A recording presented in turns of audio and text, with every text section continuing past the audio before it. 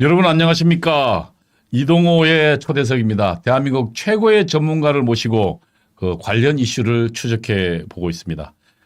매주 화요일은 사회디자인연구소 김대호 소장님을 모시고 대한민국을 망치고 있는 민주노총의 실체에 대해서 알아보고 있습니다. 오늘도 김대호 소장 나오셨습니다. 안녕하세요. 네, 안녕하세요. 이쪽 보면 안 돼요. 여기는 괜찮구나. 예. 예. 오늘 어떤 내용부터 시작해 주시렵니까? 제목은 제가 근로자와 노동조합 이걸 대립시켰습니다. 근로자, 이게 어떻게 다르죠? 근로자 노동조합이? 그게 이 한국에서는 그렇습니다. 이게 이제 사실 근로자의 일반적인 어떤 이익을 대변한다라는 게 이게 거대한 이건 착각이고 사기죠. 근데 이게 사실은 이제 20대와 40대의 어떤 표심 차이하고도 또 연결이 되어 있습니다. 그래요? 오, 재밌네요. 노동조합하고 40대가 대충 이렇게 싱크로율이 높고요. 그다음에 근로자들하고 20대가 싱크로율이 높습니다. 근데 사실은 근로자하고 노동자하고 그 의미를 서로 다르게 쓰는 의미가 뭐죠? 아니 뭐 저 그냥 근로자하고 전 정확하게 말하면 노조원이죠, 노조원. 그러니까 노동자라는 의미는 사실은 노동과 자본의 대립 개념으로 나온 거죠. 그리고 그냥 임금 근로를 하는 사람을 근로자라고 부르죠. 그러니까 임금 근로하는 사람. 근데 예를 들면 노동자라고 하면 사실은 그 계급 투쟁론에서 나오는 노동자 자본과 대립 뭐 그런 측면에서 나오는 개념으로 우리가 충분히 그렇게 이해할 수 있나요? 근데 이제 그렇게 보면은요, 노동자라는 말도 있지 않습니까, 그죠? 레이버. 그러니까 노동하는 사람들. 예. 그 다음에 또 워커라고 얘기합니다. 아니 그래서 우리 법에 보면은요, 대부분 근로자로 이렇게 씁니다. 거기는 좀 약간의 이 계급 투쟁 프레임이 있지 않습니까? 이 프레임이 별로 여기는 근로자에는 별로 반영이 안 돼 있고. 근로자는 주로 워커 일하다는 의미니까요. 그렇습니다. 그러니까 일을 하기에는 뭐 서로 협력해서 하기도 하고 그렇게 하기니까요. 그 레이버라고 하는 말 또 노동자라고 하는 말은 약간의 이제 그 어떤 계급 투쟁 적인 어떤 뭐라고 뉘앙스가 사실은 있습니다. 그러니까 왜냐하면 제가 이걸 왜 묻냐면 네네. 지금 문재인 정부 들어서 왜 2018년도 3월 달인가요? 네네. 그때 헌법 개정안 냈잖아요. 네네. 그때 그들 보니까 근로자는 말을 빼버리고 노동자란 말을 넣었더라고요. 네네네. 그리고 노동권이라고 딱 집어넣었더라고요. 근로권이 네. 아니고. 그래서 이제 그들이 뭔가 그 말을 썼을 때는 의도가 있다. 네. 결국 그거는 계급 투쟁의 입장에 있어서 그들이 지속적으로 쓰려고 아닌가라는 의심이 있어서 제가 한번 여쭤본 겁니다. 예, 오늘 이야기를 한번 해보시죠, 뭐.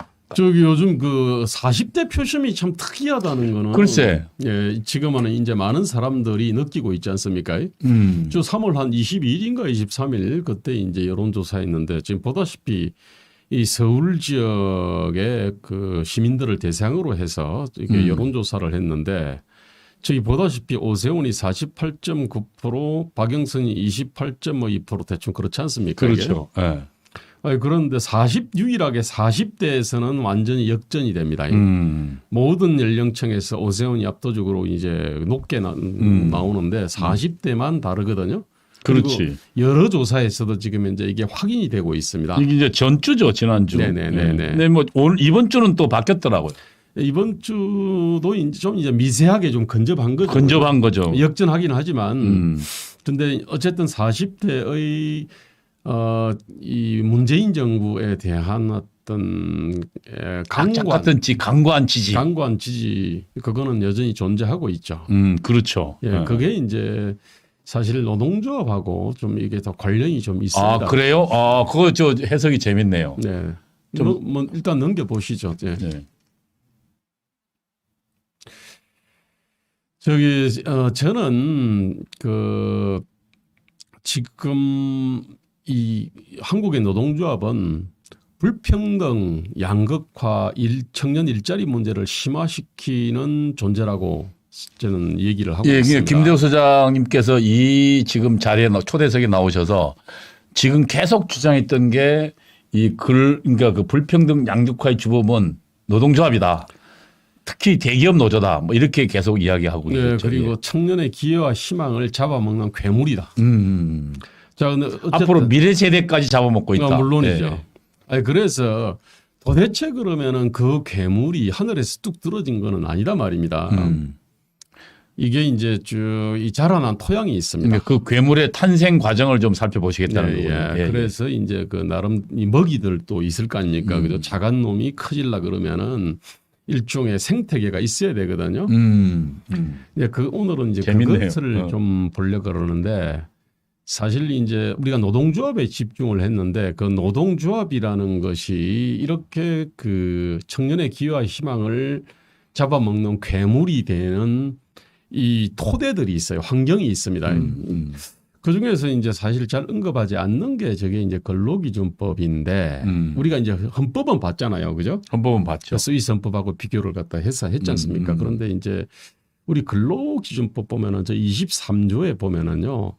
사용자는 근로자에게 정당한 이유 없이 해고, 휴직, 정직, 전지, 뭐 감봉 그 밖에 징벌을 하면 안 된다. 뭐 이런 얘기지 않습니까? 그죠? 언뜻 보면은 너무나 지당한 얘기처럼 보이지 않습니까? 그죠? 자, 저기에 문제가 있습니다. 저 정당한 이유. 자, 이거를 누가 해석하느냐? 법원이 해석하겠죠. 그죠? 그 다음에 법원이라고 하는 거는 시대에 따라 가지고 저 해석이 좀 달라집니다.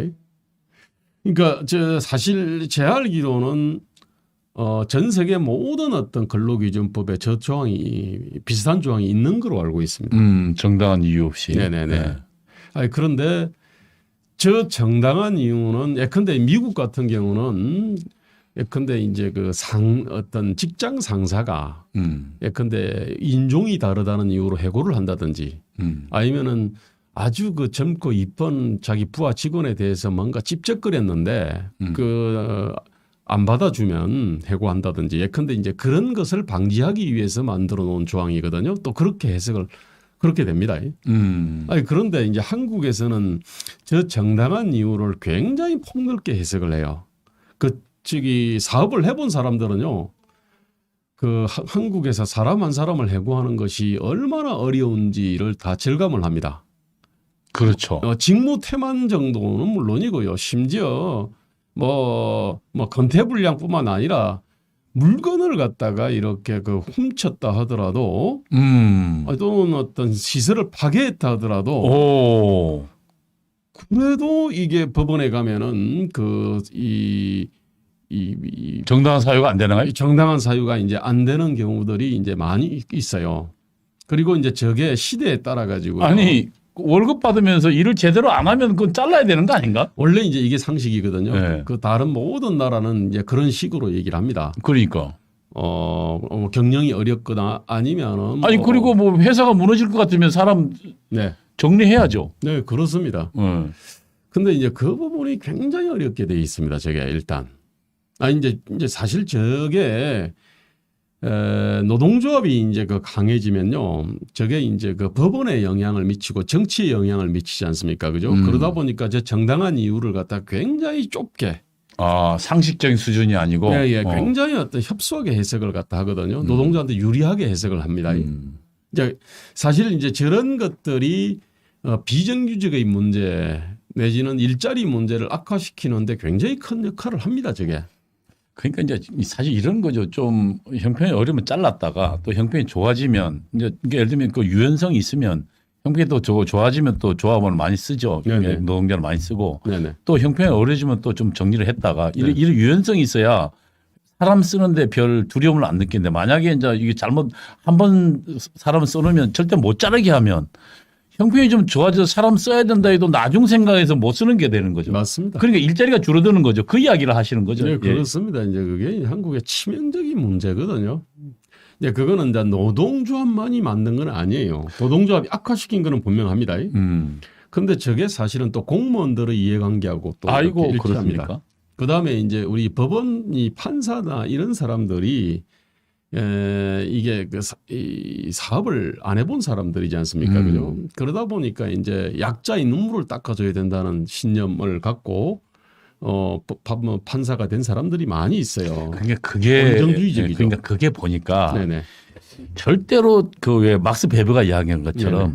선한 의도가 절대로 좋은 결과를 초래하지 않는다는 비극적 현실. 네네. 예? 그러니까 예를 들면 선한 의도로 약자의 눈물을 닦아준다 하지만 사실상은 만약에 그 해고를 어렵게 해놓으니까 아예 노동자가 일자리를 못 찾게 돼버리잖아요. 그게 지금 내나 그런 비극적 현실하고 맞물려 있는 거죠. 그게 이제 기득권 노동만 확실히 보호를 하는 그러니까 거죠. 기득권 노동 한번 들어가면 아예 안 나오고 그 사람이 뭐 일을 제대로 하든 말든 성과가 있든 없든 대신 근데 새로 일자리 들어가고 싶은 사람들은 청년들이나 그다음에 이런 사람들은 그들이 꽉 들어가서 일자리 들어가지 못하게 그 이야기를 지금 이야기하는 거죠. 그게 지금. 이제 네. 바로 이제 저로 인해 가지고 40대들은 이제 이익을 많이 보는 거고요. 20대들은 그렇지. 그야말로 40대는 이제 기득권층이니까 이미 자리를 잡았으니까. 20대는 피눈물을 흘리죠.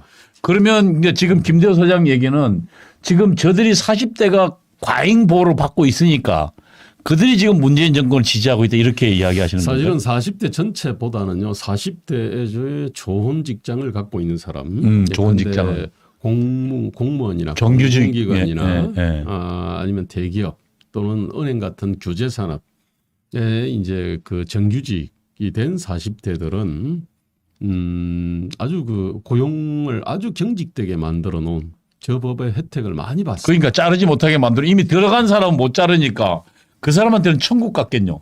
예? 천국 같군요. 예? 저희 그 아까 23조만 얘기했는데 24조는 이제 경영상의 이유에 의한 해고의 제한 이렇게 되어 있습니다. 저게 이른바 이제 정리해고 뭐 그건데 저도 뭐냐면 긴박한 경영상의 필요가 있어야 한다. 저게 이제 요건입니다. 긴박한 경영상의 필요가 있어야 되고요. 긴박한. 예. 그런데 저거 다음에 그 해고를 피하기 위한 노력을 해야 되고 공정한 해고 기준을 설정을 해야 되고 그 다음에 이 노동조합하고 또 성실한 협의를 갖다 해야 되고 이제 이런 아주 까다로운 조건이 있는데 저게 이제 그 독일의 어떤 노동법에서 그냥 가져온 거거든요. 자 여기서 이제 그러니까 이제 그럼 긴박한 경영상의 필요다. 긴박한. 예, 근데 지금은 잘 나갔는데 갑자기 시장이 없어졌다든지 구매자가 없어지면은 이거는 이제 심각한 문제가 되지 않습니까? 문제가 되죠. 근데 이제 그거는 근데 그 전까지 흑자가 났다. 그럼 이거를 긴박한 경영상의 필요가 있는 거로 볼 거냐 말 거냐. 자, 이 부분은 이제 법원 판사가 해석을 하겠죠. 그죠? 그러니까 이제 원래 저런 것들은 긴박한 경영상의 필요라는 거는 원래 그 사용자가 가장 잘 압니다. 그렇죠. 경영자가 가장 잘 알죠. 근데 이제 문제는 한국에서는 저 필요를 이 법원 판사가 판단을 갖다가 하는 사업을 안 해본 사람이. 그래서 문제입니다, 저게. 아니 그리고 사업을 안 해봤으니까 지금 해외 시장 환경이나 국내 예를 들면 그 환경이 시장이 어떻게 바뀌는지도 모를 거 아닙니까? 모르죠, 그 사람들은. 지금 저러다 보니까요, 저기 세상의 어떤 시장도 모르고 기업도 모르고 경영도 모르는 이제 이 법원 판사들이 법조문만 달달 외웠던 사람들. 그 목숨 걸고 온 가족의 어떤 생계, 온 뭐 모든 거를 갖다 걸고 사업하는 사람들의 어떤 이 판단이 있지 않습니까? 이 판단에 대해 가지고 이걸 갖다가 옳았다 그렇다 이제 이렇게 판단하거든요. 만약에 그러면은 부당 해고다 그러면은 엄청난 그럼 기존에 그럼 다 물어줘야 될 거 아닙니까, 그죠? 그렇죠. 이런 일들이 이제 그냥 뭐 많이 벌어지는 거거든요. 그러니까 이제 저런 것들이 한국에서 정말로 사업하기 힘들다. 사람 채용하는 거를 갖다 굉장히 꺼리게 하는 거거든요. 저런 것들이. 그리고 이제 저런 긴박한 경영상의 필요라고 하는 것들도요. 그다음에 뭐 해고를 피하기 위한 노력이나 이런 어떤 것들도 노동조합이 이제 저런 걸 아주 엄격하게 운영하도록 하지 않습니까? 그죠? 그리고 쌍용차 같은 경우는 2009년에 정리해고를 했지 않습니까? 그런데 이제 쌍용차가 자신들의 어떤 생산성보다도 월등한 이 임금이라든지 복지 혜택을 누리다가 이 해고가 되니까 아니 뭐 다른 데 가보니까 그보다 한 절반이나 3분의 1 정도밖에 이제 못 받지 않습니까? 그러다 보니까 사람들이 죽음의 충격을 느끼고 지금 그래서 이분들 중에 한 30명 이상이 자살을 한 걸로 알고 있습니다. 자살뿐만 아니라 뭐 가정이 파탄 나거나 뭐 이런 일들이 많거든요. 그렇죠. 해고되면 뭐 가장. 네네. 개인 자, 가정이. 그러면은 이제 사람들은 일단은 저 사람들의 뭐 죽음을 갖다가 이렇게 멈춰야 되겠다. 내지는 저 사람들이 눈물을 닦아줘야 되겠다라고 이제 생각하는 거죠. 자, 그러면서 이제 이 쌍용차의 어떤 이 정리해고를 이게 사실 그때 이제 2심이 그랬습니다. 1심에서는 그냥 정당하다 그랬습니다. 쌍용차는 지금 엄청나게 어려운 회사였거든요. 그때도 지금은 더 어렵습니다. 지금 더 어렵죠. 근데 이제 1심에서는 이제 사용자 손을 들어줬다가 2심에서는 근로자 손을 들어줬어요. 물론 이제 그 대법원에 가서 다시 이제 사용자 손을 들어줬는데 어쨌든 기업 경영을 하는 사람 입장에서는요, 법원의 사법 판결이라는 엄청난 리스크가 있는 거예요. 그리고 계속 재판에 가야 되니까. 네네네. 이제 저런 조항들이거든요. 이제 근로기준법이라는 게 저게 근로기준법과 그다음에 그 법을 해석을 하는 판사들과 그다음에 거기에 영향을 미치는 노동조합과 여론이라는 거 그런 것들이 이 불평등 일자리 이 문제를 그러니까 불평등 양극화 청년 일자리 문제를 엄청나게 악화시키죠. 자, 그다음에 좀 넘어가. 그러니까 경영자 입장에서는 사실은 저렇게 되면 아니 그 본인이 시장 상황을 가장 잘 알고 네네. 이대로 가다간 우리 이제 제품이 없어질 수도 있고 이 제품 안 팔고 다른 제품 팔아야 되는데 예? 그러면 사실은 그걸 준비를 해야 되면 기존에 뭐 했던 그 사람들을 다시 재배치를 하든지 안 그러면 뭐 또 자르고 새로운 인력을 강화해야 될 거 아닙니까? 네네. 뭐 그거 대응을 못하게 하는 거예요. 그럼 사실은 기업 입장에 보면 망하는 거 뻔히 쳐다보면서 속수무책인 결과도 나올 수 있다는 거죠. 그렇습니다. 이게 지금 정신으로 치면요, 기업인들은 일종의 무인입니다. 상인이고요. 상인하고 무인 또는 군인. 그러니까 아까 이야기한 것처럼 일맥상통합니다. 회사가 만약에 직원이 1,000명이면 그 가족이 4인 가족이면 4,000명의 목숨이 달려 있잖아요. 네네네. 그러면 거기에 책임지고 있는 경영자 입장에서는 정말 하루하루가 정말 분초처럼 그리고 매일매일 치열하게 결국 그래야만 살아남잖아요. 그렇습니다. 한국에서는 이제 기업인이 일종의 군인이면서 무인이고 그렇죠. 상인이지 않습니까? 그런데 전쟁터에 맨 앞장서 맞습니다. 있죠. 그런데 이제 이 판사나 공무원들 같은 경우는 비유하자면은 일종의 사대부 같은 사람들입니다. 그렇죠. 그들은 네. 우리 그 김대호 소장 표현대로 50km로 가도 아무 문제가 없죠. 걸어가도 되죠. 그 사람들은. 네? 이제 그 사람들은 이제 자기들이 생각하는 나름대로의 어떤 도리를 가지고 판단을 하는 거예요. 그러니까 느려도 상관없잖아요. 네네. 기업인들 느리면 지금 회사 자체가 뭐 전망이 있을 수가 있기 때문에 네네. 그건 뭐 분출을 가지고 가고 있는데 저들 사대부들 신진 사대부들이죠. 네?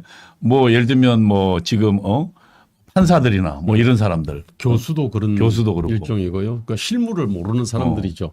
실물에 대해 가지고 이제 도덕적인 잣대를 들이댄 사람들이거든요. 근데 그들이 저런 것을 판단한다면 결국은 그 경영자들은 지금 위기를 느끼고 있는데 경영자들을 보고는 그 판단 하지 말라는 얘기고. 그럼 사업하지 말라는 얘기죠. 사업하지 말라는 얘기죠. 참. 그러니까 이제 사업하는 게 죄가 되는 세상이 되거든요. 그러면 이런 데서 이제 사업을 안 해버리겠죠. 그러니까 국내 투자를 안 해버리고 고용을 안 해버리고 해외로 나가고 싶어하고 아예 사업 자체를 안 해버리고 안전한 부동산이나 하고 이제 그렇게 사실을 이게 몰아가고 있는 겁니다. 그렇겠네요. 그러니까 근로기준법의 문제군요. 근로기준법이나 노동조합법이나 뭐 그것들이 그러니까 사실은 법조문 자체의 문제보다는요 법 해석의 문제들이 있거든요. 이게 그래서 이제 저런 것들은 법을 개정을 갖다는 문제가 아니고요. 법에 대한 해석을 이렇게 그 현실에 맞게 그러니까 선진국처럼 원래 그렇게 해야 되는 문제들이거든요. 그러니까 단순히 이게 뭐 노동조합만 두드러 잡는다 그래서. 근데 이게 해결이 미국하고는 안 어떻게 됩니다. 돼? 거기는 해고가 굉장히 자유스럽잖아요. 그렇습니다. 근데 그러면 미국도 이런 근로기준법 같은 게 있을 거 아니에요? 는 있는 걸로 알고 있습니다. 이제 있어요. 다 네. 없을 리는 없거든요. 그러니까 없을 리 없죠. 다만 이제 그 부분에서 이제 그 정당한 이유 있지 않습니까? 이거를 예컨대 아까 제가 말씀드렸지 않습니까? 뭐 인종이라든지 종교를 이유로 뭐 사람을 자른다든지 아니면은 흑심을 품고 젊고 예쁜 여직원한테 대 가지고 뭔가 좀 들이대다가 그거를 거절당하면 자른다든지 이런 것들 있지 않습니까? 그런 거를 갖다가 이제 방지하는 장치고 개인적인 보복이나 뭐 이런 것들을 방지하는. 근데 뭐 직무 태만이다 또는 열심히 했는데 내 기준에 못 미친다. 그러면 얼마든지 사실 자를 수가 있죠. 그러니까 미국은 굉장히 자유롭게. 그러니까 뭐 예를 들면 일하다가 성과가 떨어지면 당장 뭐 책상 치워버린다 그러더라고. 그렇습니다. 자 그렇게 되니까 미국은 고용이 굉장히 유연한 거죠, 그죠? 그러니까 그러다 보니까 미국은 비정규직 문제가 없거든요. 그러니까 필요에 따라서 얼마든지 타임하는 사람들은 많은 건데 얼마든지 자르면 한편으로 또 얼마든지 쓸 수 있다는 거니까.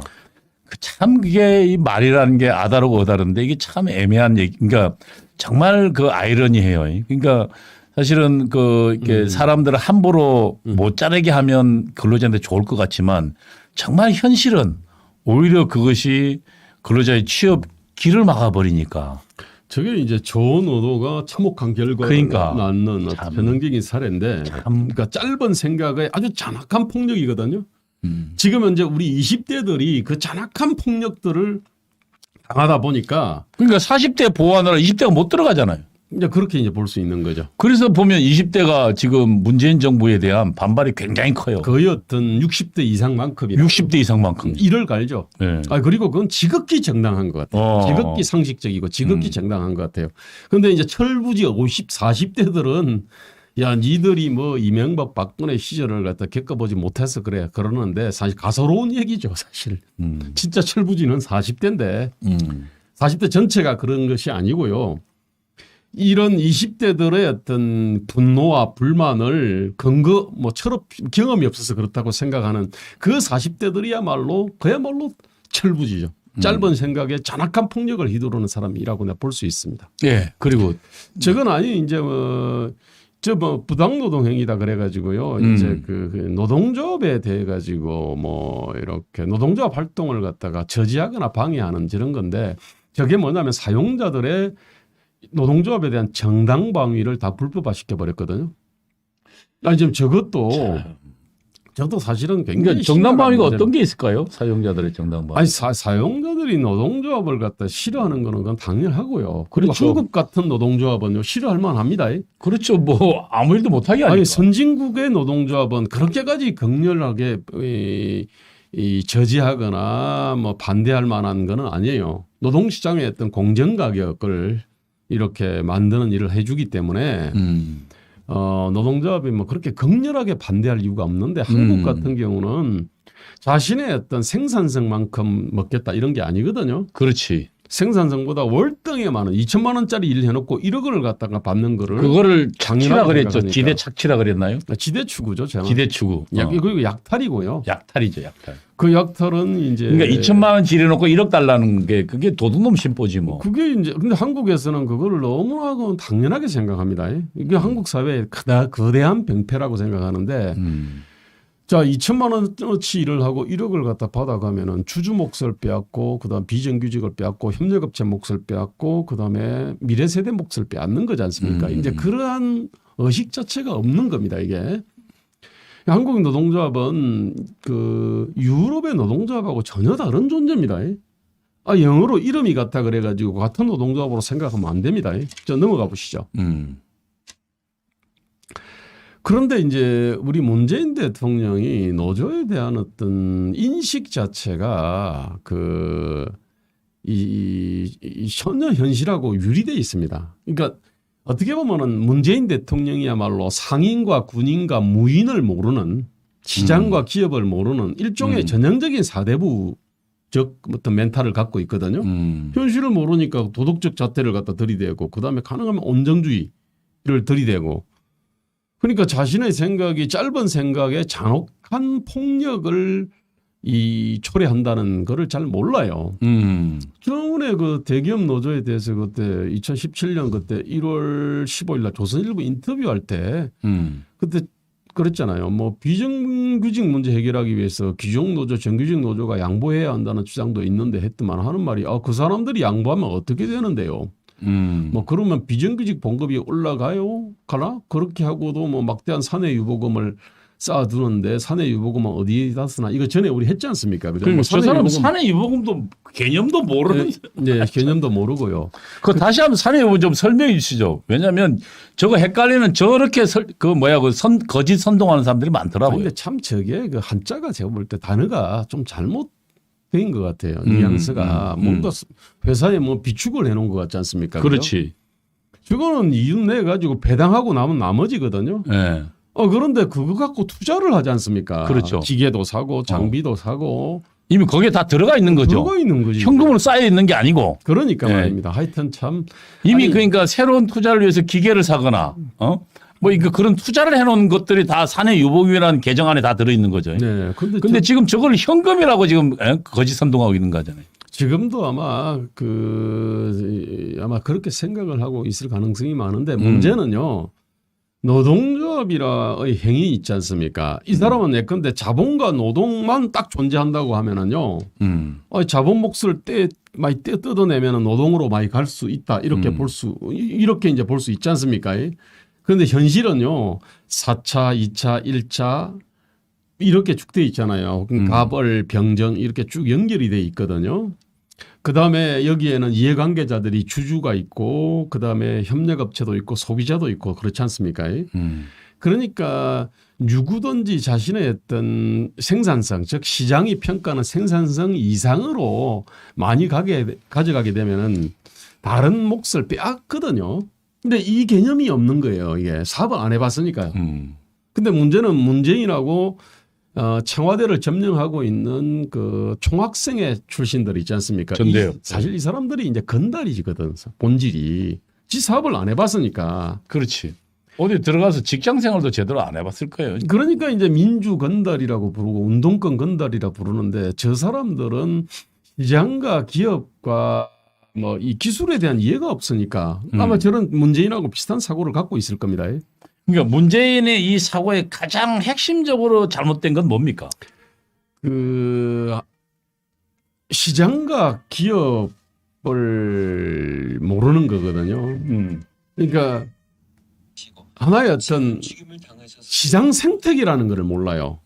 이게 그러니까 한쪽이 있지 않습니까? 한쪽이 그 시장이 어떤 평가하는 목보다 많이 가져가게 되면은 다른 사람들 피해를 본다. 가져가야 될 것을 다 빼앗아가는 거다. 그 약탈이라는 사실을 알아야 된다는 거죠. 예, 그게 시장 생태계에 대한 얘기죠. 그걸 지금 문재인이 모르고 있다는 거죠. 예. 그게 정말 심각합니다. 저게 대기업 노조 어떤 노동개혁에 대해서 어떻게 생각하나 이렇게 물어봤는데 노조 조직률이 뭐 10%밖에 안 된다 뭐 이런 얘기 하거든요. 아니 노조가 10%라고 하는 게요. 한국 사회의 핵심 있지 않습니까? 공공기관 틀어지고 있고 기관 산업 딱 틀어지고 있잖아요. 그다음에 아주 중추를 다 틀어지고 있습니다. 그렇지. 뭐 건강보험, 공간, 국민연금, 공당, 뭐 발전소. 그러니까 돈 많이 받고 대우 좋은 데는 다 틀어지고 있는 거죠. 그런데 그러니까 정말 필요한 사람은 없고요. 그러니까 이제 저쪽에서요. 저렇게 그 생산성보다 월등하게 많이 받게 되면요. 당연히 이 200만 명이 나눠 가질 몫을 100만 명이 나눠 먹지 않습니까? 그죠? 200만 아웃입니다. 자, 그러면서 전반적으로 요구 기대 수준을 쫙 끌어올립니다, 이게. 그렇지. 자, 그렇게 되면은 이 결국은 이제 이 가장 힘약한 쪽이 가장 이렇게 열심히 일하고도 제 몫을 못 받겠네요. 찾아먹고요. 네.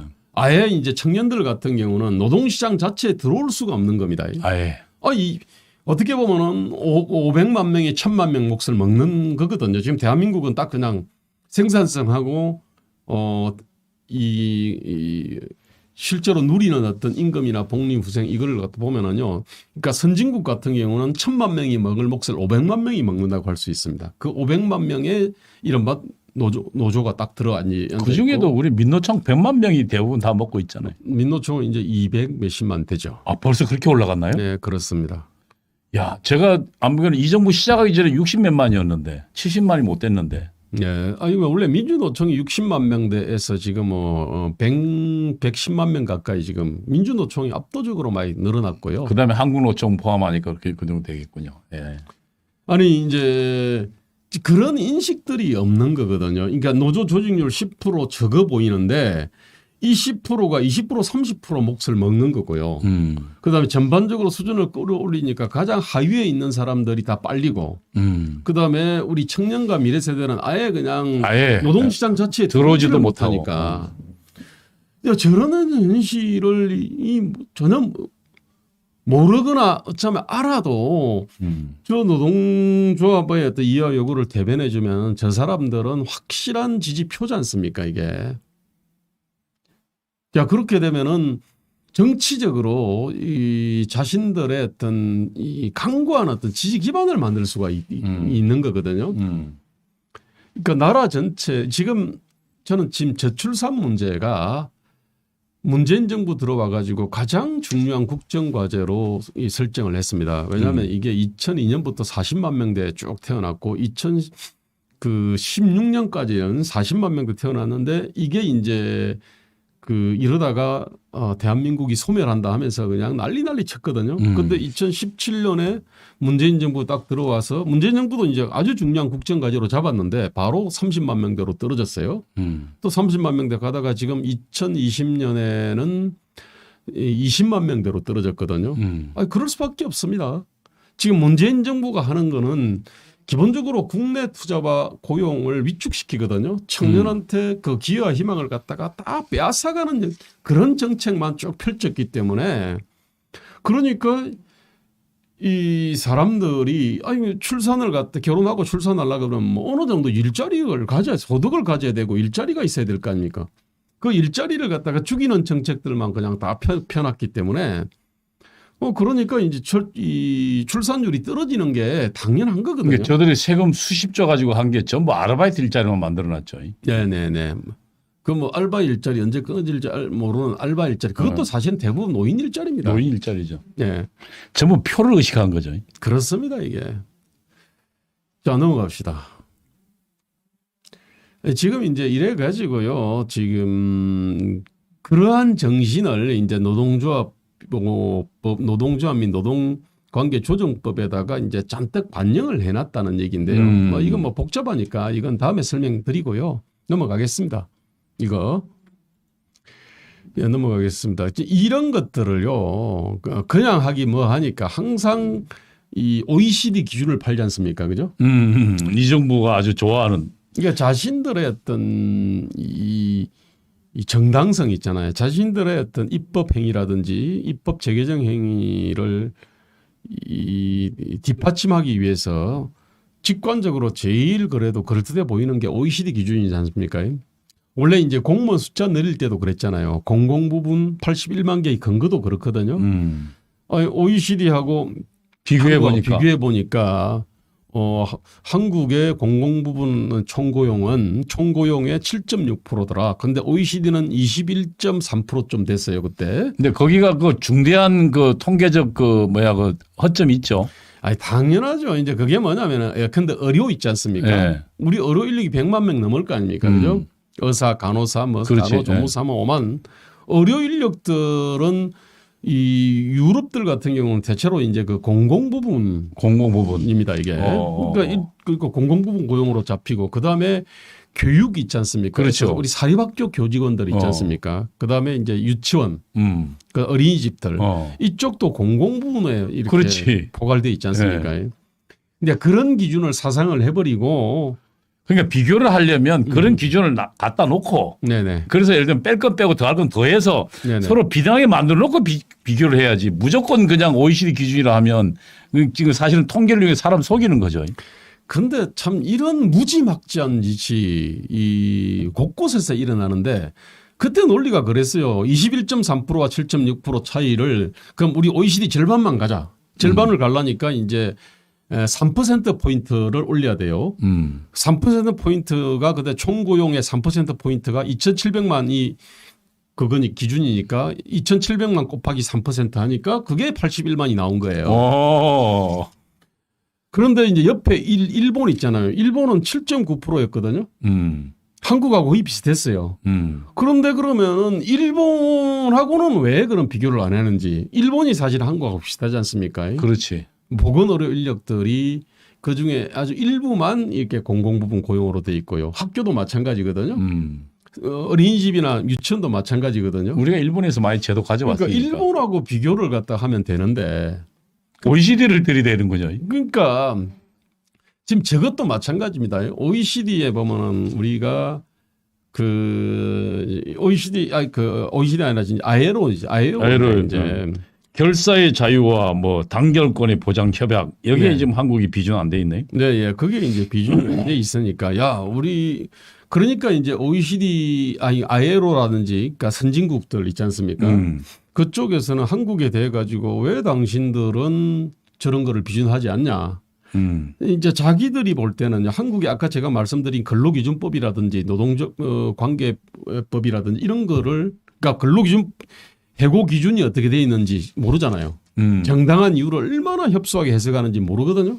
그렇지. 그러니까 지금 저 다른 나라들 특히 OECD 나라들은 해고도 자유롭고, 네. 그다음에 파업할 때 예를 들면 자기 그 사업장에서 못하게 하고, 예. 대체인력 투입할 수 대체 인력도 예를 들면 파업하는 사람 대신에 사람을 써서 그 기간에 공장을 돌릴 수 있도록 하죠. 예? 예. 그러니까 사용자도 나름대로 방어할 수 있는 여러 권리를 주면서 이게 저런 걸 협약하는데 우리는 지금 그게 다 없어졌잖아요. 예, 그러니까 이제 그런 것이 없는데 이 사람들은 이제 그에 대해서는 뭐 잘 모르거나 알아도 이분들 입장에서는 어떤 한국의 노동권 강한 게 자기들 입장에서는 서로 이제 국가 간에 경쟁을 하는 데 있어서 한국 노동권이 강한 게 자기들한테 그 이익이 될 거 아닙니까? 아이러 입장에서는 그렇겠죠. 어쨌든 뭐 노동자들만 어쨌든 나름대로 권익을 하는 기구니까. 예.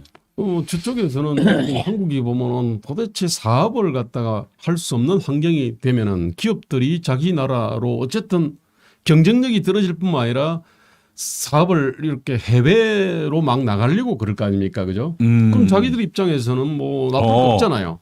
그러네요. 그러니까 이제 한국에서 사업 못하면 해외로 나갈 테니까. 네네네. 참. 아니 그래서 저쪽은 뭐냐면은 딱 시비하기 좋은 게 아이로 협약들이 있는데 저기 유럽 국가들은 다 비준을 했단 말입니다. 근데 니들은 왜 비준하지 않니? 비준해라. 그 핵심이 뭐냐면은 결사의 자유를 더 보장해라.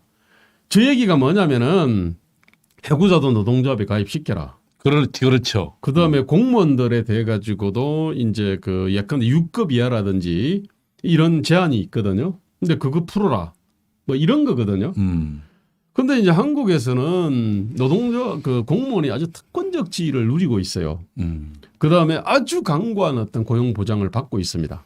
그렇지. 자기 나라는 안 그래요. 이제 그런 것 때문에 이제 그런 걸 허용하지 않았는데 뭐 알 바 아니니까. 그래서 이제 노동조합의 단결권을 확대를 해라. 조 얘기거든요. 그다음에 이제 그러니까 공무원들한테 예를 들면 파업 권리를 허락하라 그런 얘기는. 소방 공무원들도 노동조합에 가입하도록 해라. 6급이 넘어도 할 수 있도록 해라. 왜? 자기 나라에서는요. 사실은 공무원들이 전혀 특권적 지위가 아니거든요. 거의 모든 나라는요. 싱가포르를 제외하고는 공무원들이 보통 민간보다는 어떤 안정된 대신에 임금이 낮습니다. 그다음에 또 특별한 어떤 아주 강고한 고용 보장을 받는 것도 아니거든요. 공무원 연금 따로 있는 것도 아니고요. 근데 한국은 전혀 다르지 않습니까? 그러니까 저쪽에서는 이제 공무원이라 하더라도 그냥 일반 민간 기업에서 근로자 해고하듯이 공무원도 해고할 수 있거든. 이제 그러다 보니까 그 공무원들 당신들도 그러면 노동조합을 갖다가 해야지 자기를 보호하기 위해서. 아니 그래서 이제 결사의 자유를 이렇게 허용을 해놨는데 한국은 전혀 다른 조건인데 그냥 평면 비교한 겁니다 이게. 그러니까 그렇게 해서 이제 단결권을 갖다가 확대 강화를 해라 해가지고 저게 이제 그 결사의 자유거든요. 그러니까 뭐 유럽하고 비교해서 어쨌든 지금 사용자의 권리도 지금 보장이 안 돼 있고 네네. 노동자가 지금 과잉 대표돼 있고 과잉 보호돼 있는 상황에서 그리고 또 한국적 특수성이라는 것도 있는 건데 그 전부 무시하고 지금 저거 이야기하는 건데 사실 얘기가 안 되는군요 이제 지금. 그렇습니다. 뭐 저 강제 노동 뭐 금지 문제는 지금 왜 있나 싶은데 저거는 이제 그 우리 군 복무 대신에 그 사회 복무 뭐 요원들이라고 있습니다. 뭐 그 사람 문제니까요. 뭐 그거는 별거 아니고 핵심은 결국 결사의 자유 문제입니다. 그렇겠네요. 그래서 노동조합 입장에서는 뭐 해고자도 가입할 수 있어 좋고 그다음에 공무원들 6급 넘는 사람들도 또 뭐 이렇게 노동조합에 근데 지금 가입하고. 최근 걔들 노동법 개정안에 보면 이게 결국 전교조에 해고자를 정규조에 포함시켜서 정규조를 해산시켰는데 노동조합 인정 안 했는데 지금 그거를 하겠다는 거 아닙니까? 이미 다 됐습니다. 이제는 뭐 그냥 해고돼도 다 노동조합 간부할 수 있습니다. 그래? 네. 참. 그러니까 이제 저쪽에서는 그 겉만 보고 속으로는 보면은 우리는 아까 그 근로기준법 있지 경영상의 해고가 아주 어렵게 돼 있지. 그다음에 파업 시 대체 인력 금지 투입도 못하게 돼 있지. 사업장 증거에 대해 가지고는 대충 허용을 해놨지. 부당 노동 행위다 그래 가지고 이 사업자들의 노동조합에 대한 정당 방위도 행사를 하면은 그냥 다 잡아 넣을 수 있거든요. 그렇지. 그것도 구속을 시킬 수 있거든. 그러니까 그런 식으로 만들어 놨는데 그거는 뭐 그 OECD 선진국들은 알 바가 아니니까. 하여튼 그래서 지금 한국에 지금 우리 청년과 미래 세대들한테는 정말로 기회와 희망의 죽음의 시대가 되는 거고, 그 다음에 사업자들 입장에서는 도저히 한국에서는 투자와 고용을 갖지 못하는 상황으로 지금 만들어가고 있습니다. 이게. 그러니까 ILO 협약 비준이라는 것 자체도 사실은 정말 저들의 지금 세계 최고의 특권 계층인데. 그러니까 아까 이제 뭐 근로기준법이나 노동조합법이라든지 이런 것들을 선진국처럼 이렇게 딱 그냥 해놔놓고 하면서 저거 하면은 누가 뭐라 그래? 그러니까 예를 들면 해고도 쉽게 하고 말이지. 네, 맞습니다.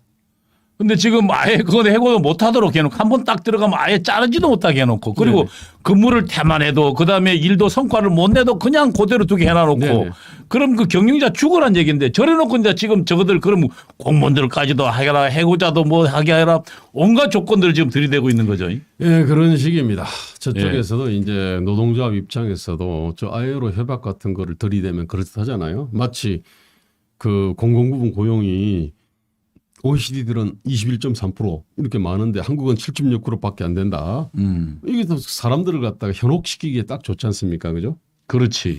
게다가 공공이라 그러면 뭔가 좋아 보이지 않습니까? 공공이.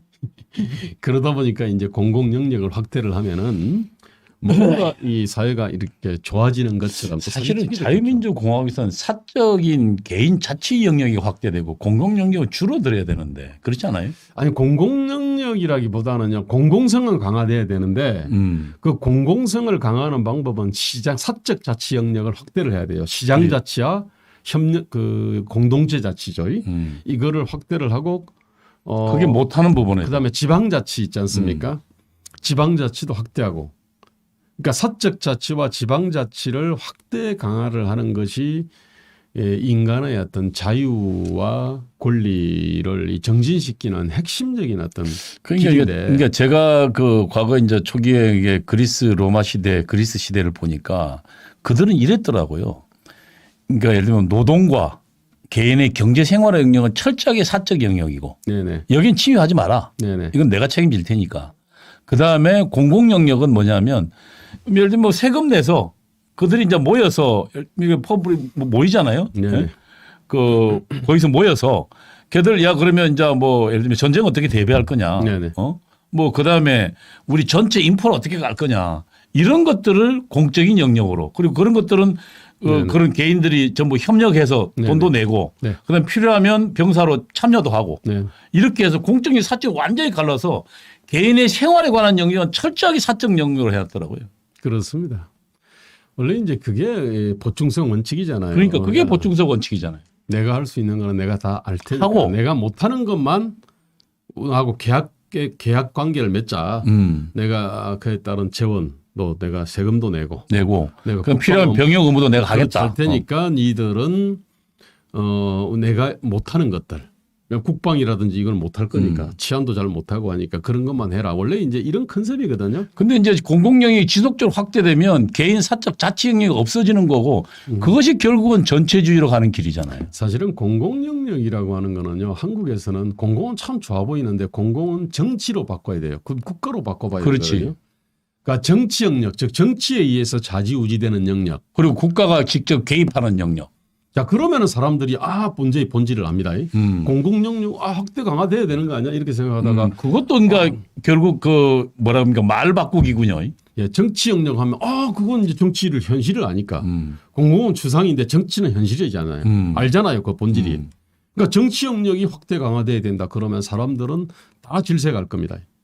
공공 영역 확대 강화 그건 그렇다 해 보이는데. 그리고 정치가 확대되면 그러니까 내 권리를 정치인 저끼리 앉아서 쑥덕쑥덕하면서 마음대로 주장하겠다는 거 아니에요. 그렇습니다. 그리고 나보고 야 너 좀 이거 내가 지금 네 재산권 야 좀 너 참고 지금 그러고 있는 거 아니에요. 그러니까 야 그 월세 그만 받아. 네. 세금 그만 받아 말이야. 그다음에 재산세 많이 내. 하면 꼼짝없이 끌려다니잖아요. 그렇습니다. 네. 자 넘어갑시다 저기.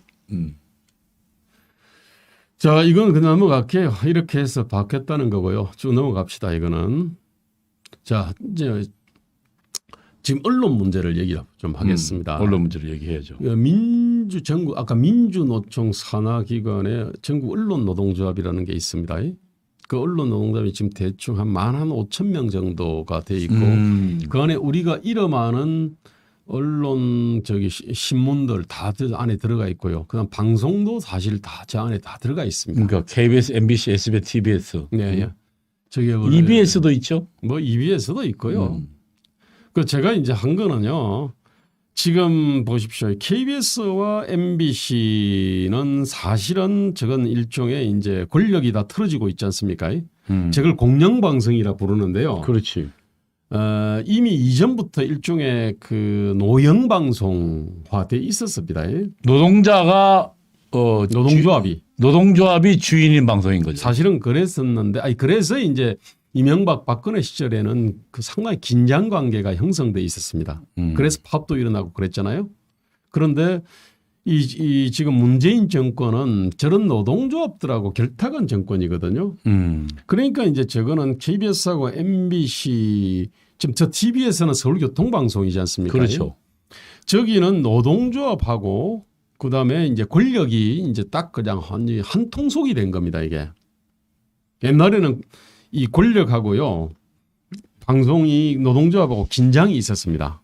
그러니까 파업도 있었는데 지금은 아예 그냥 저 노동조합이 그 정권하고 완전히 그냥 붙어 먹어버렸거든요. 그러니까 파업이 없는 겁니다. 오히려 이전에 어떤 그 언론의 어떤 공공성을 지키려고 하는 그 사람들을 무자비하게 사실은 야비한 방식으로 탄압을 지금 해왔습니다. 쫓아냈죠. 무슨 정상화위원회니 뭐 진실과 미래위원회니 뭐 해가지고 불법적인 인민위원회 같은 거 만들어서 불법적으로 사찰하고 감독하고 수사하고 그래가지고 다 내쫓거나 또 일부는 또 뭐 기자들 보고 저기 뭐 참고지기 시키고 뭐 이렇게 지금 해놨죠. 저들이. 그래서 저 보십시오. 이제 KBS, MBC는 원래 이제 이 권력 방송이고요. TBS도 권력 방송이지 않습니까? 자, 그런데 SBS는 민간 기업이지 않습니까? 그죠? 근데 저기엔 노동조합이 있잖아요. 근데 그 노동조합하고 이 정권이 결탁돼 있지 않습니까? 그러니까 이제 사용자들을 권력으로 압박을 하고 노동조합으로 압박하는 겁니다. 그러니까 이제 SBS도 이게 이게 이 노조 앵무새. 그러니까 SBS의 그러니까 최대 주주인 그 누굽니까? 그 창업자. 네. 그 사람이 지금 태영인가 그런 거. 예. 거기가 지금 전혀 지금 영향력 행사하지 못하고 있다는 거죠. 그렇습니다. 예. 그러니까 운영 과정은 거의 대부분 노동자가 다 하고 있다는 거, 노동조합이. 예. 그리고 그 밑에 보십시오. 우리 한국은요 권력 방송, 권력 언론이 무지하게 많습니다. 그럼 저렇게 되면 네. 사실은 방송 논조가 전부 예를 들면 노동조합이 갖고 있는 생각이 그대로 투영되는 거죠. 저 보십시오. 잠깐 다시 한번 더 봐요. 자, 그 YTN 주주 구성 한번 보세요. 근데 지금 눈이 좀 안 보이는데 YTN이 보면은 좀 키워보세요. 저게. 제가 읽어드릴게요. 한전 21.4%, 네. 한국인삼공사 19.9%, 네. 미래에셋생명 14.9%, 마사회 9.5%, 우리은행 7.4%. 자, 이쪽 합시다. 봐봐요. 한전 KDN 하고요. 두 개 하면 40%네요. 저게 공기업이잖아. 인삼공사 공기업이죠. 예. 그죠? 우리은행 공기업이잖아요. 우리은행도 법정 관리. 네, 그게 48%니까. 정권이 좌우죠. 마사회 공기업이죠. 거의 뭐 답이 나왔잖아요. 네, 60% 넘네요. 일단은 적어도 권력이 딱 틀어지고 있고요. 그다음에 그하고 결탁한 노동조합이 또 있을 것 아닙니까? 그렇지. 자, 그다음에 연합뉴스도 보십시오. 연합뉴스도 저 밑에 저기 보면은 저기 그 지분 구조를 보십시오. 어떻게 돼 있나? 키워보세요. 네? 지분 구조요? 예, 저 밑에 그 빨갛게. 예. 자, 뉴스통신진흥회, 한국방송공사, 문화방송. 저것도 역시 권력이 다 틀어지고 있는 그러네요. 겁니다. 뉴스통신진흥회 30%, 네네. 한국방송공사가 27%. 그럼 이거 두고 해도 57%네.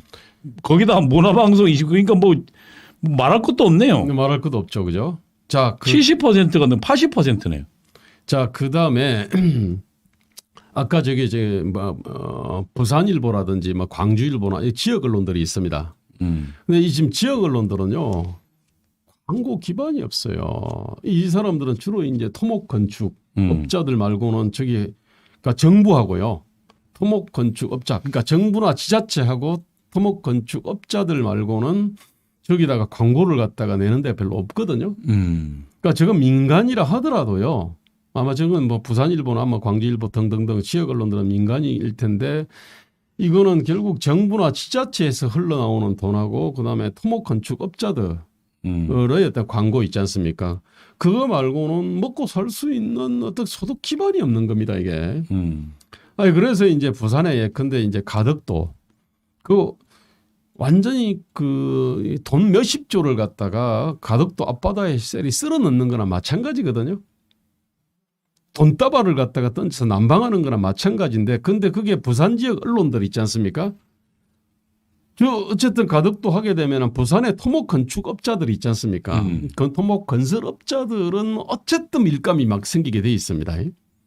자 그러면은 그 사람들이 부산에 있는 여러 가지 언론에 대해 가지고 다 뭐 광고나 이러저런 거를 통해 가지고 그러니까 지금 가덕도 하라고 네. 좀 난리를 그렇습니다. 하고 있는. 그다음에 그 제가 보기에는 지금 KBS, MBC, SBS, TV 전부 다 노동조합이 장악하고 있으면은 네. 노조에 반대한 사람은 철저하게 저들이 탄압하겠군요. 그게 지금 우리 김대호 소장 당한 거 아닙니까?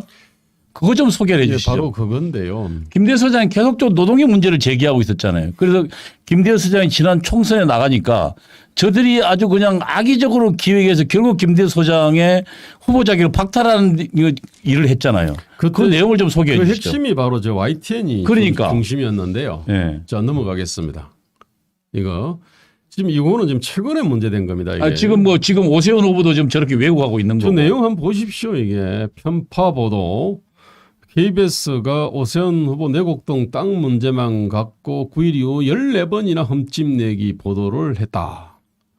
아니 지금 네. 저거만큼 지금 우리 김대호 소장도 당한 거니까 그 문제로 직접 한번 가보시죠. 뭐. 네, 저쪽은요. 그래도 저런 식으로 의원들이 많이 있으니까 항의 그러니까 방문이라고 항의 방문도 하고 했으니까요. 하지만 근데 이제 저 같은 경우는 개인이니까. 일방적으로 그냥 때려버리면 그러니까 노동조합에 계속 반대하면서 이 노조가 문제다.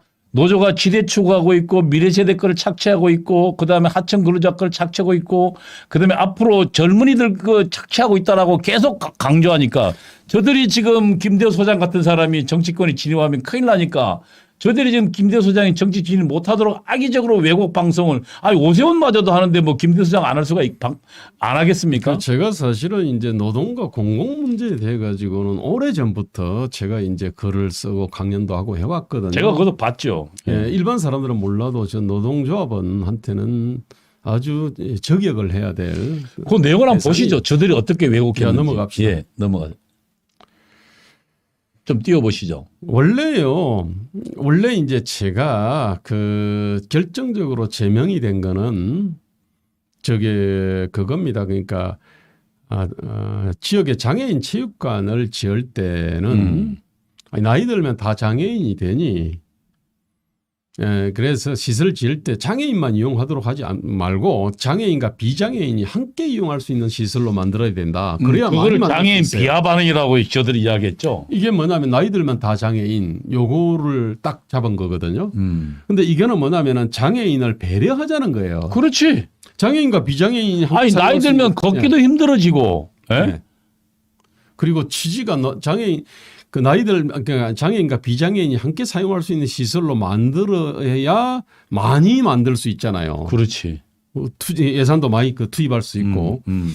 그래야 이제 또 장애인을 이건 장애인 배려 발언이 맞거든요. 그렇지. 장애인 배려 받아. 근데 이건 나이 들면 다 장애인 요 말을 갖다가 장애인 비하 발언이라고 바로 그 YTN 있지 않습니까? YTN이 뻔뻔지라고 MBC가 받고 KBS가 받고. 자, 방금 이것들이 전부 다 노영 방송이면서 권력 방송입니다. 이게. 그렇지. 그러니까 이게 엄청나게 확대된 거죠. 그리고 지금 저들이 지대 추구하고 있는 자들이죠.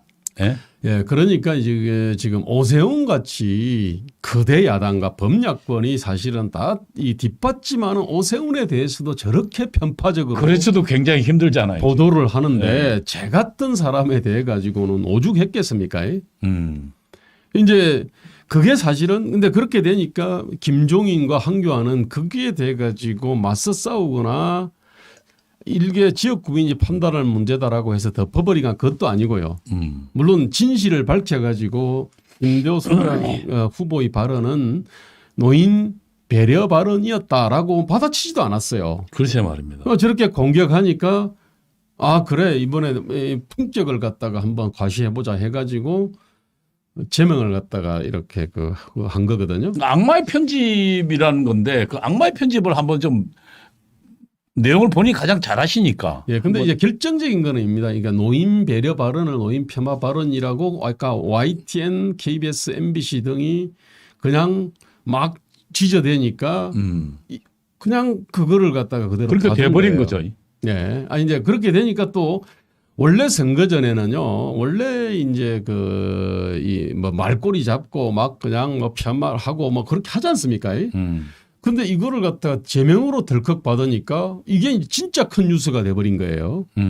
자, 제명으로 받으니까 황교안 막말 있네. 주동식 막말 있다. 차명진 막말 있다. 오만 막말을 다 찾아내는 겁니다. 당연한 거 아닙니까? 선거 전략으로도 지극히 어리석기 짝이 없었거든요. 자, 그런데 이 전에 발단이 있지 않습니까? 그러니까 요 사건 이게 결정적이었는데 그 전에도 그 하루 전에도 이제 사실 그 발언이 있었습니다. 그 발언이 이제 바로 이제 이 30대 중반에서 40대하고 이제 그 관련이 돼 있는 건데 그거 좀 키워보시죠. 그거는요. 그때 저 내용이 제가 이제 관악에서 선거운동을 하다 보니까요. 60, 70대 반응이 아주 뜨거웠습니다. 그 다음에 30대 중반에서 40대가 싸늘하더라고요. 아니, 그래서, 근데 20대는 중간쯤 되는데 이게 왜 그럴까 이제 생각을 갖다가 하다 보니까 그날 이제 그 얘기를 제가 이제 한 겁니다, 이게. 근데 이분들의 얘기가 30대 저기 이제 노랗게 제가 칠했는데 30대 중반에서 40대는 저게 뭐냐면은 미래통합당에 대한 어떤 반감, 비호감이 논리가 아니다 그랬어요. 논리에 기반하고 있지 않다. 이게 막연한 정서다. 원래 이제 사람이라고 하는 그렇죠. 거는요. 사람은 이성과 그러니까 감성 혹은 직관으로 움직이니까. 네네. 그 두 개가 다 있는 거니까요. 네네네. 그 뭐 정당한 이야기 한 거죠. 근데 이제 이 정서다. 그래서 이제 저기에 사람들은 비호감도를 낮춰야 된다. 원래 요 얘기가 핵심이지 않습니까? 그런데 이제 이거는 기본적으로 이분들 생각은 이게 이 수구 보수 뭐 냉전 기득권 이게 뭐 보수를 그렇게 이제 보니까 거기서 저런 정서가 이제 생겨나거든요. 모든 어떤 우리 문제들 있죠. 한국 사회 문제들은 전부 수구 보수 냉전 기득권 미래통합당으로 대표되는 이쪽으로 인한 거다라고 이제 이렇게 생각을 갖다 하고 그것이 정서로 나타나는 거예요. 그러니까 제가 지금 다시 보니까 네네. 제가 좀 읽어보드릴게요. 네네. 이분들이 네. 대한민국이 어떻게 이만큼이라도 네. 이렇게 성장 발전했는지에 대해서 네. 그 구조나 원인 동력을 모르다 보니까 네네. 기존의 발전 동력을 무참히 파괴한 쪽으로 그렇게 움직이고 있다는 게 네. 문제의 핵심. 굉장히 정확한 지적이죠. 맞습니다. 그리고 30, 40대, 30대 중반에 40대는 논리가 아닙니다. 그냥 막연한 정서입니다. 네. 논리라면 예를 들면 사실은 지금 이들이 우리가 싫어하는 것은 이러이러하게 대한민국을 파괴했고 이러이러하기 때문에 근거를 내놓고 이야기하는데 근거 없이 지금 그냥 싸늘하게 하니까 그거는 사실은 이제 직관이라는 게 작동하는 거거든요. 네네. 그러니까 데니얼 카네멘이라는 사람이 그렇게 이야기했어요. 우리 인간은 기본적으로 생각이라는 것 중에 90% 직관이 하고 네네. 10%가 이성이 논리가 한다. 그럼 그거에 뒤에 보면 뭐 당연한 얘기죠. 그렇게 이야기한 거를 막연한 정서이다. 이거는 거대한 무지와 착각이다. 사실은 굉장히 정확한 이야기를 분석적인 얘기고 토론할 만한 얘기를 한 건데 그 이야기를 지금 30, 40대 비하반으로 몰아간 거죠. 예, 저거를 갖다가 바로 어떻게 요약했냐면요. 저기 무지와 착각이라는 거는 연구소를 하는 사람한테는요 입에 배입니다. 사상 이념이나 예컨대 종교인이나 무티라는 건 알지 못한다는 거고 지식의 부족이라는 거, 착각이라는 것은 잘못 알고 있다는 거잖아요. 예, 그러니까 뭐냐면은 종교인들이나 이 사상 이념 운동하는 사람들은 저거는 주사파 사회주의한테 현혹돼서 그렇다. 주사파 사회주의의 사주를 받는 거다. 예, 근데 보통 이런 식으로 얘기를 갖다 하는데 연구소를 하는 사람 입장에서는요. 그래도 모든 문제를 지식의 문제에서 찾을 수밖에 없어요.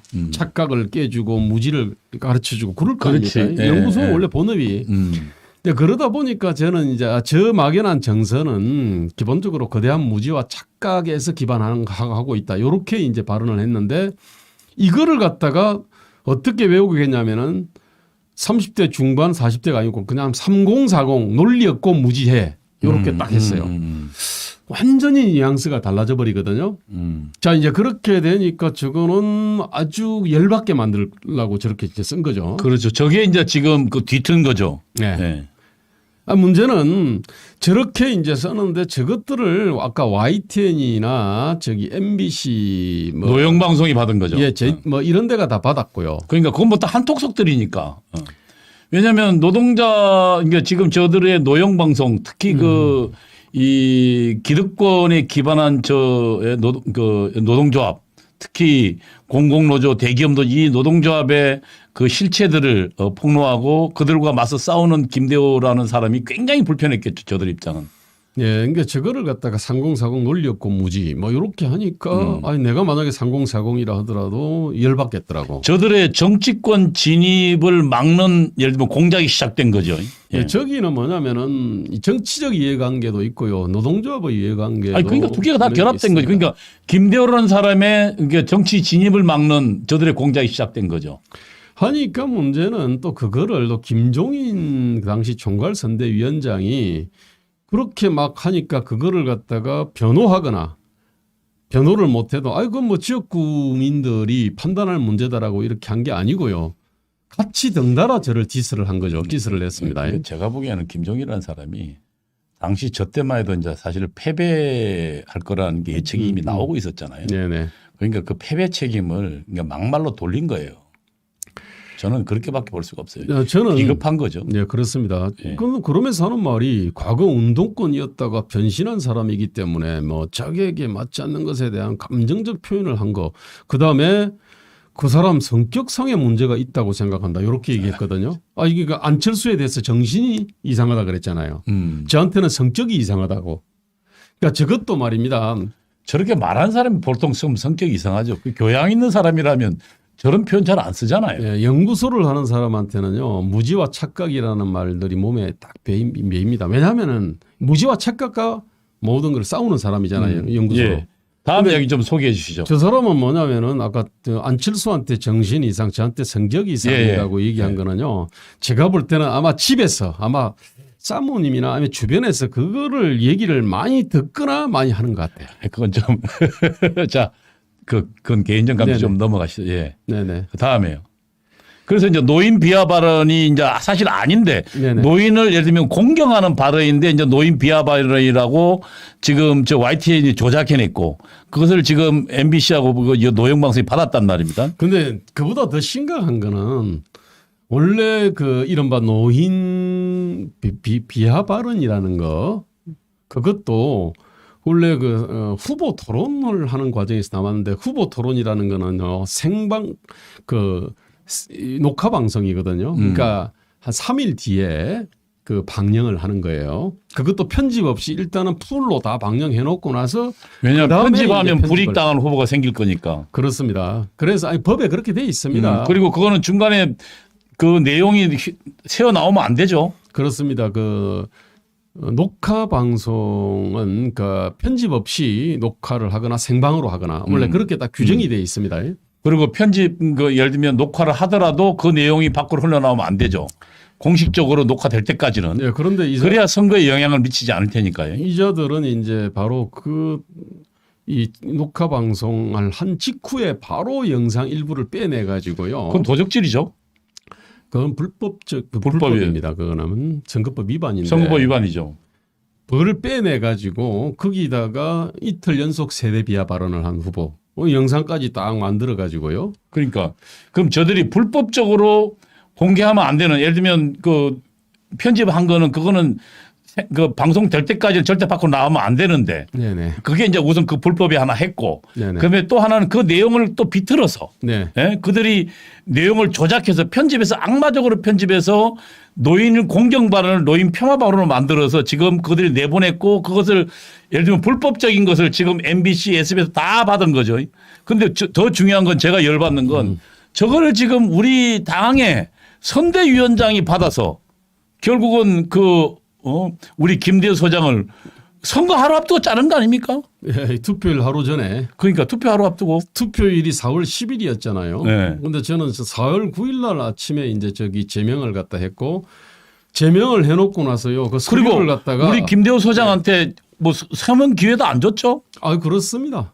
아 저는 그 도대체 어디서 징계위를 하는지도 몰랐고 징계위원도 몰랐습니다. 이번에 이제 윤석열 할 때는 보니까요 시간하고 장소 징계위원까지 다 이렇게 원래는 밝히더라고. 징계하기 전에 본인 소명을 우선 받도록 돼 있잖아요. 야, 그렇습니다. 아니, 어디서 하는지 누가 징계위원인지 언제 어디서 하는지 자 그다음 그뿐만 아니고요. 그다음에 이제 당헌 당규에 보면은 재심 신청을 10일 안에 하게 돼 있습니다. 제가 당연히 재심 신청을 했습니다. 그런데 일단은 바로 1심 딱 빼서 바로 이제 그 최고 열어가지고 사형 집행을 해놓고 나서 재심은 그 다음날 했어요. 이거 웃긴 거죠. 원래 1심, 2심, 그 다음에 3심 이렇게 돼야 되는데 제가 이제 재심을 요청을 했으니까 그러면은 이게 기업이라 그러면은요 이거는 무조건 부당해고입니다 이게. 왜냐하면 절차를 완전히 건너뛰어 버렸거든요. 그래서 이거는 뭐냐면 절차도 아니고요. 사유는 더더욱 아니고요. 선거 전략상으로도 완전히 말도 안 되는 짓을 한 거고요. 그다음에 핵심적인 거는 저게 이 범죄인데 저게 뭐냐면은 방송에 불법적으로 갈 거 나오고. 예, 했는데 나중에 저 문제를 어디서 영상을 갖다가 얻었냐라고 하니까 자기들이 모니터링 화면에서 얻었다라고 얘기하더라고요. 근데 그날 모니터링 화면에서는 우리 제 참모들도 있었거든요. 그 촬영을 했어요. 그러니까 모니터링 화면에는요, 그 오른쪽 하단에 수화 통역사가 막 나옵니다. 이렇게. 그거 나오잖아요. 그런데 지금 언론에 유포된 화면요, 수화 통역사가 안 나옵니다. 그는 뭐냐면은 본 방송에서 뺀 거거든요. 네, 그러니까. 예. 그러면 정리를 하면 이렇군요. 네네. 그러니까 지금 애초에 시작은 지금 노영방송 예. 다시 말하면 사실상 공영방송을 노조가 장악해서 언론 노조가 특히 예. 민노총 같은 그런 그 다른 이념을 갖고 있는 노조가 장악해서 그들이 지금 운영하고 있는데 거기에 예를 들면 그들이 갖고 있는 지금 그 특권적인 예를 들면 혜택을 폐지하라고 그리고 그들이 갖고 있는 잘못된 그들이 지금 받고 있는 그 네. 성과급들은 네. 결국 미래 세대 거를 빼앗아 가는 거고 네네. 청년들 걸 빼앗아 가는 거다. 계속적으로 우리 김대우 소장이 여러 관계에서 네네. 이야기했고 네네. 그들이 이제 정확하게 알고 있을 거 아닙니까? 그러니까 김대우 소장은 또 서울대 공대 출신의 운동권 출신이기 때문에 네네.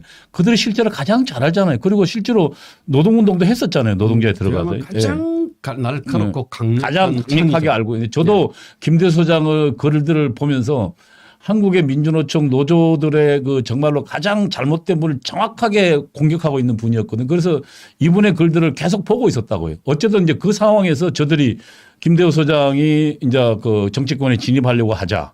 그러니까 저들이 이제 김대우 소장의 정치 진입을 막으려고 공작을 한 거죠. 우선 첫 번째로는 제가 보니까 그러니까 발언 자체도 지금 밖에 나올 수 없는 거네요. 그죠? 그렇습니다. 후보 간에 토론한 것은 절대 방송되기 전에 나올 수 없는 건데 그걸 빼냈고 그러니까 불법적으로 빼냈고 불법적으로 그다음에 내용을 그들이 조작했고 네. 예?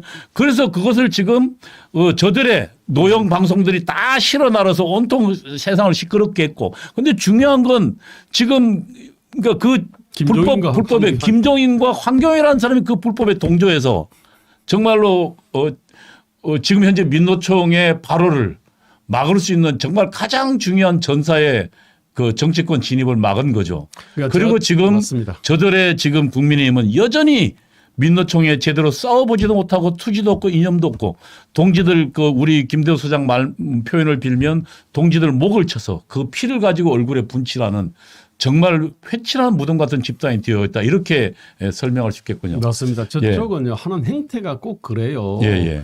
공격을 받으면요 그 공격을 동지적 의식을 방어를 하는 게 아니에요. 진실로 방어하지도 않고요. 동지로 방어하지도 않고 박근혜가 공격받으니까 아 꼬리 자르자 해가지고 박근혜 탄핵을 하고 예, 예. 그러고 나서 아 우리는 도덕적인 보수야 이 짓거리를 하려고 그랬거든요.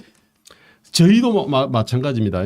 저것도 이제 막말 후보 아 이거를 갖다가 탁 잘라가지고 아 우리는 품격 있는 보수야 이 짓거리 하려고 그랬고요. 아니, 그러다 선거 망했잖아요. 그다음에 또 아스팔트 우파 있지 않습니까? 아니, 그러니까 저들 그러다 아스팔트 선거 우파를 망했죠. 전련해가지고 아 우리는 아주 그 저기 품격 있고 그다음에 무슨 하여튼 뭐 도덕적 품격 있고 뭔가 온건한 그런 중도적인 그런 보수야.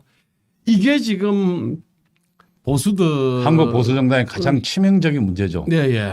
그러니까 망쳐왔거든요. 사상도 없고 그리고 싸울 동지도 투지- 없고. 투지도 없고 동지도 없고. 진리에 대한 어떤 예. 진실에 대해 진실과 정의에 대한 치열함도 없어요. 예, 예. 예, 너라티브 시청자 여러분, 벌써 시간이 꽤 됐군요.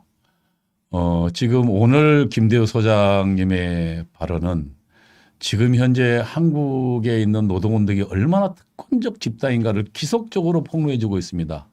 그리고 맨 마지막에 소개해 드렸습니다만 김대우 소장의 이 발언 때문에 김대우 소장은 지난 총선에서 자신의 뜻을 펴보지도 못하고 자신의 동지라고 생각되는 저 국민의힘 특히 김종원 비대위원장한테 결국 후보 자격을 박탈하고 그래서 뭐 금전적 손해도 뭐 어마어마하잖아요. 왜냐하면 그렇습니다.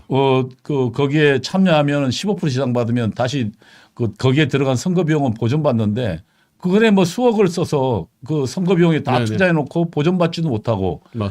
거의 뭐 패가망신 지경에 이를 정도로 물론 뭐 그렇게 되지는 않습니다. 제가 그 김종인에 대해 가지고 황교안한테 그 저기 손해배상 청구합니다. 예, 예. 어쨌든 지금 적어도 민노총의 파괴적인 대한민국 파괴형도 가장 잘 알고 있는 투사를 이렇게 망쳐놨습니다. 그리고 지금 지금 김대우 소장은 그래도 아직 투지를 잃지 않고 민노총과 싸우고 그 다음에 저 병약한 보수와 싸우면서 보수는 바꿔야 된다고 주장하고 있습니다. 우리 여러분 앞으로 김대호 소장의 행보에 여러분 좀 관심을 가져주시고 자유서울 TV인가요? 김대호의? 예. 저는 자유서울 김대호 TV, 자유서울 김대호 TV에 이제 제 관련된 영상들이 많이 올라가 있고요. 지금은 제가 이제 자유민주당에 지금 제가 최고위원을 하고 있습니다. 예, 그래서 후보와 네. 함께. 그래서 여러분께서 우리 김대호 소장의 정치적 행보와 김대호 소장의 이 내용에 많은 관심을 기울여 주시기 바랍니다. 우리 마지막으로 한 말씀 하시고 오늘 네. 초대석 마치죠. 이 문제의 뿌리가 굉장히 깊습니다. 단순히 민주노총만 해체하면 되는 문제가 아니거든요. 이게 이제 한 시대의 어떤 주류적 정서 있잖아요. 상인과 군인과 무인들이 대한민국을 일으켰는데 80년대 이제 운동권이라고 하는 일종의 신사대부들이 있지 않습니까? 실물에 대해서 하나도 모르고 스스로 도덕적이라고 이렇게 자처하고 이른바 민주화운동 경력을 과거 급제한 경력처럼 말입니다. 그렇게 만들어서 온갖 특권을 누리려고 하는 이런 자들이 노동조합을 만들고요. 그다음에 이 사람들이 이제 그 법관이 되고 공무원이 되고 이제 그러면서 대한민국의 어떤 상인 정신, 무인 정신, 군인 정신을 갖다가 완전 질식시키고 있거든요. 그래서 대한민국이 기업은 이렇게 그 기업이 태어나기 힘들게 만들고요. 자라기도 힘들게 만들고 사람이 태어나기도 힘들게 만들고요. 그렇게 해서 지금 대한민국을 갖다 완전히 말아먹고 있는 겁니다, 이게. 그래서 이제 이게 운동권 건달하고요. 그다음에 어떤 40대들의 다수하고 노동조합하고 이게 사실은 이 나름대로 어떤 철의 스크럼을 갖다가 40대 다수라기보다는 40대 특권층들. 네네 그렇습니다. 지금은 좀 소수화되겠지만은 40대 철부지망난이라고 볼 수 있습니다. 지금 전 이 어떤 악의 어떤 무리들을 이렇게 청산, 척결 내지는 외소화시키지 않으면 대한민국 미래가 없습니다. 예. 여러분 대한민국을 망치고 있는 민노총과 그리고 그들과 연합하고 연대해서 망치고 있는 신흥 사대부 계급들, 그들이 지금 대한민국을 점점 더 활력을 잃는 사회로 만들고 그다음에 젊은이들이 취업 못하고 있는 사회를 만들어내고 있습니다. 특권 사회도 만들죠. 예. 우리 김대호 소장과의 민노총 이 관련 인터뷰는 다음 주도 계속 진행되겠습니다. 오늘 여기까지 하겠습니다. 감사합니다. 네, 감사합니다.